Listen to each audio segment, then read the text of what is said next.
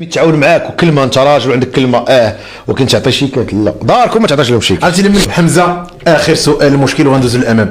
وليداتك اخويا حمزه عارف اسمح لي على هذا السؤال. مالهم اخويا كيفاش ما فراسهمش ما قلناش اليوم ما مشاوش للمدرسه في هذيك لا بيريود حيت انا تشديت نهار الخميس ما مشاوش حتى الاثنين حتى تحل المشكل حيت انا خرجت نهار الاحد دابا سيمانه بالضبط باش تخرج وما شافوهاش في موقع التواصل. ما عندهمش تليفونات ومن خرجت بنتي الكبيره حيت عندها 11 عام شرحت لها غير غابيدمون باش ما ولكن ما فراس حتى واحد ما فراسهمش بناتي ما فراسهمش الى حدود اللحظه. الى حدود اللحظه علاش نقول لهم نخربق ما ولا شاف التليفون بنتك؟ لا ما عندهمش داكشي في المدرسه مانع لهم المدرسه محيد لهم التليفون. وفي المدرسه ما قالوش لي شي واحد راه باباك راه لا ما مشاوش هما في هذيك لا بيريود كان المشكل خليتي بحال قلتي عطيتهم انا الخميس والجمعه راحه باش ما يمشيوش حتى ديال اللي وهذه فكره الوالده الله يجازيها بخير وفكره ديال الام ديالهم فهمتي. باقا دابا ما حسيتش يا حمزه؟ لا ما حسش انا ما تنبينش انا دابا ندخل نشط نضحك ما عنديش مشكل.